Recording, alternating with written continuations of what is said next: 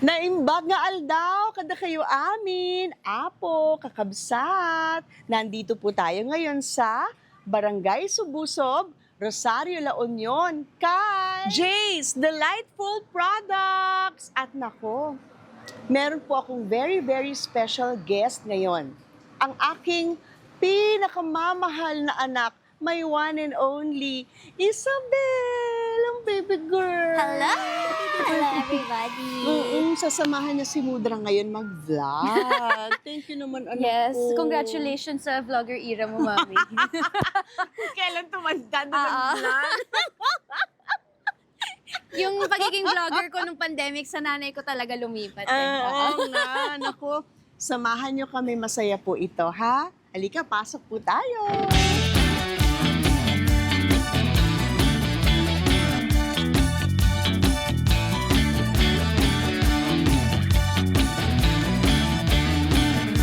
Ay, Diyos ko, ang sarap, lasang langit.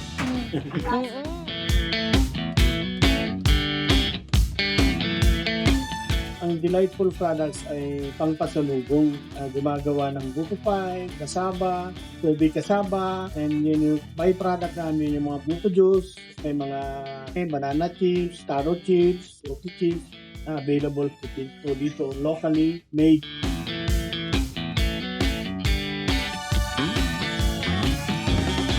Naisip ko po ito na umpisahan nung nakita ko na malapit na akong mag-retire from my work as sales representative ng isang company, naisip ko na magpatayo ng pasalubong.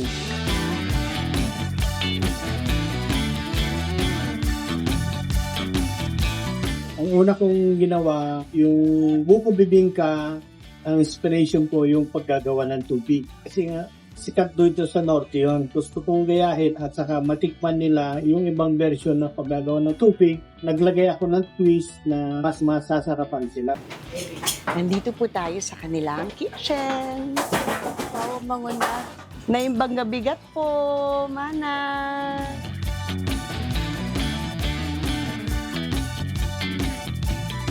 Ito na yung na-prepare namin na bibingka. Yung version namin ng buko bibingka, i-enhance namin kasi nga ilagyan namin ng yung coconut na naluto. Wow, Prepared wow. na in before. Okay. Tapos tinimplahan namin ng milk and everything plus may keso sa ibabaw. Tapos, Sir Jay, saan po nanggagaling yung inyong buko? So nanggagaling yan sa Baler, Okay. Quezon, Oho. sometimes nung mahirap galing pa ng Laguna.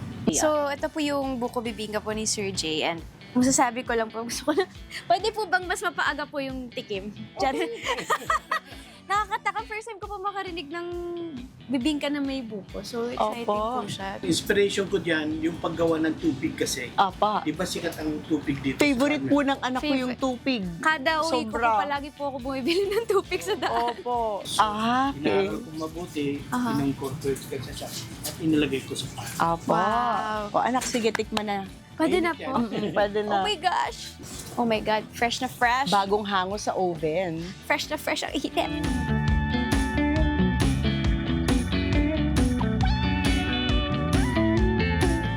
Lasang tupig, sir. Okay. Parang tupig din po siya, no? Yung ano, texture po niya. Sarap po. Sir, titikman ko din, ha? Taste. Wow!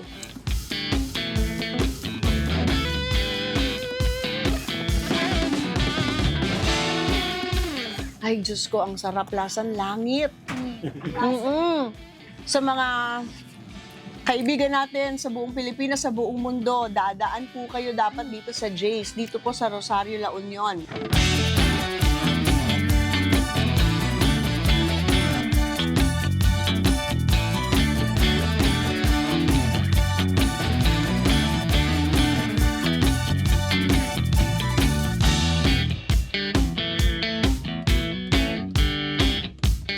So, nandito po ang kasaba, ube kasaba cake at ang kasaba cake ng Jay's Delightful Products. So, Ma'am Gina, Gaano po katagal ang baking time? Pagpasok, ma'am, 1 oras. Tapos, Okay. pagkaluto na, anguhin ulit. Apa. Tapos, lagyan ng toppings, ma'am. Okay. So, Magpa-plus ako ng kalahating oras, ma'am. Kaya, okay. isa't kalahating oras po. Opo, ma'am, ano po yung temperature natin? 250 po muna, ma'am. 250 Fahrenheit Opo, or ma'am. nakasilang siya dito pero sa Fahrenheit it's 250, 250. ma'am. Ma'am Gina, okay, so ilan po ang kasya na baking pan dito sa loob? 33 po. 33. 33 na pan po. So, marami ho kayong magagawa. Sa isang araw, ilan po yung nagagawa ninyo usually, ma'am? Yung kabuuan, ilang baking pan? Bali, 33 plus 33, 66 po na Oh, pan. 66 po. Ay, okay.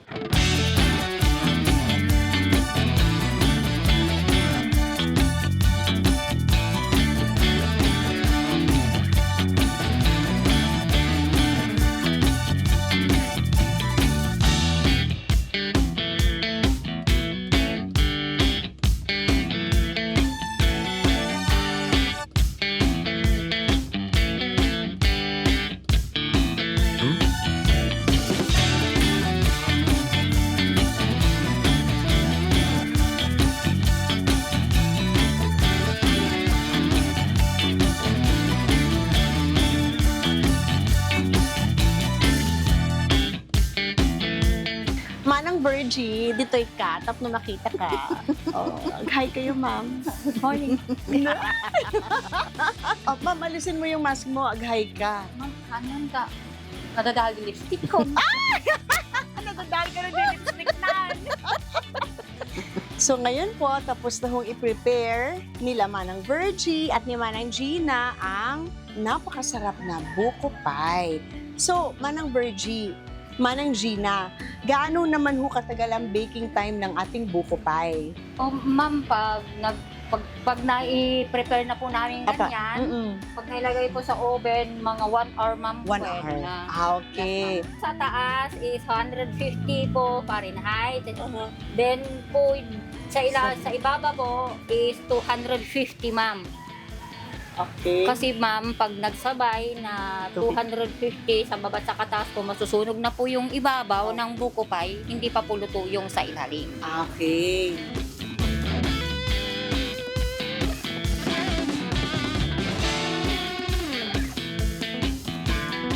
Dito po nyo matitikman yung mga produkto na nakakaiba.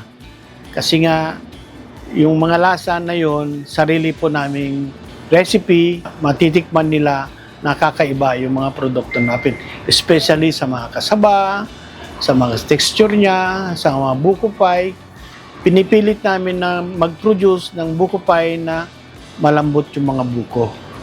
At saka, ang holding time kasi niyan at saka medyo mataas kasi nga hindi kami gumagamit ng preservative, anumang preservative.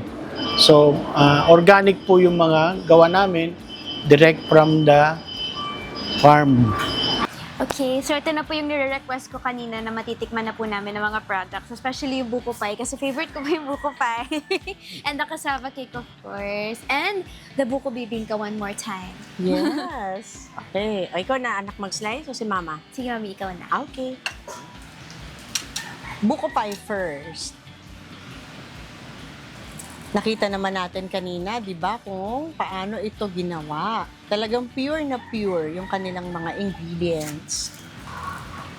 Sir, kayo po lahat ang ano nito, sir, no? Ang nag-create, no, sir? Ang Yes. naggawa ng recipe. Sarili po nating recipe yan. Opo. Hindi tayo nagpaturo sa iba. Opo, opo. Hindi may tinuruan pa tayo. Opo. So, ayan po, oh. Pure na pure. Ayan na. Grabe, sir, ang kapal po ng buko. Kaya,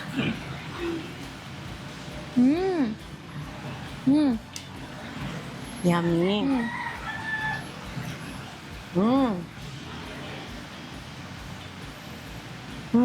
Crop. Sure, ang galing mo. Salamat. Hindi na po ako abot ng kaba. Dito na po ako titira sa Rosario. Tikman naman natin ang kasaba bago po ako mabusog ng sobra. Napaka-moist, napakasarap. Ayaw nga niyang humiwalay sa foil. Okay? 1, 2, 3. Cheers.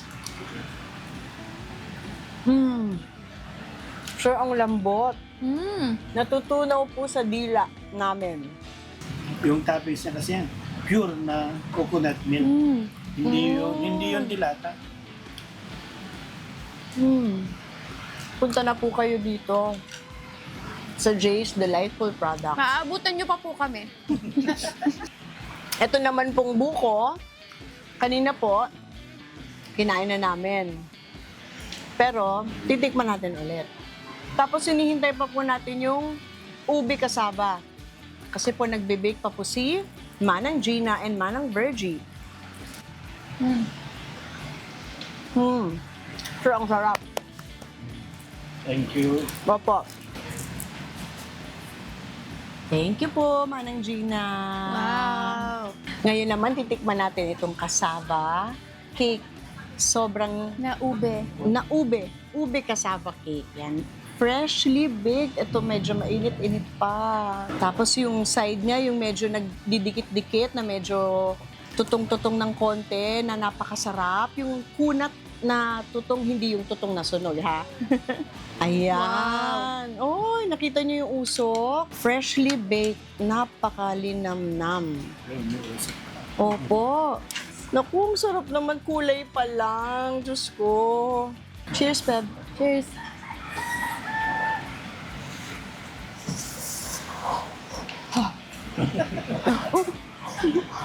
Mainit pa. Mainit pa. Grabe. Ang sarap naman, sir.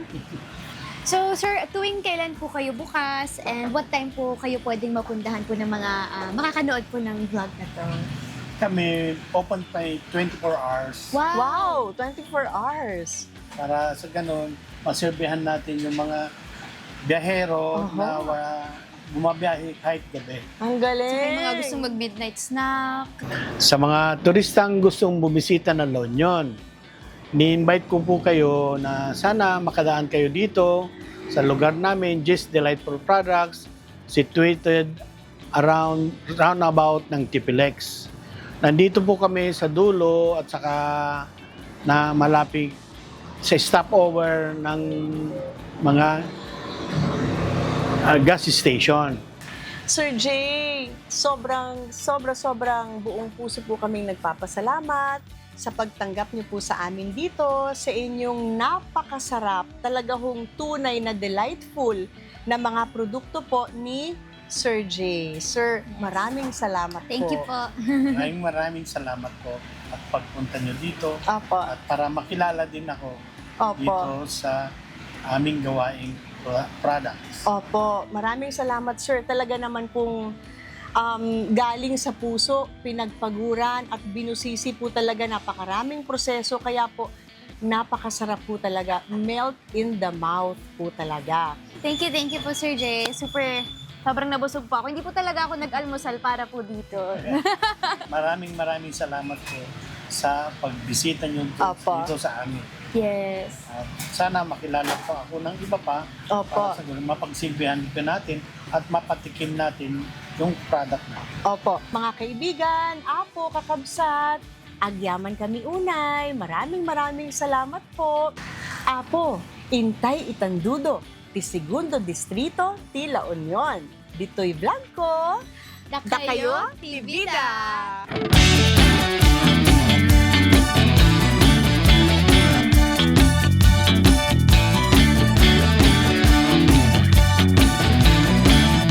Ay, shout out DJ ka Barangay Inabaan Norte ni Apo Barangay Captain Mini Marcelo Pagaduan. Hello, Kapag Then, especially kini Apo Secretary Ruby Linda Mamungay.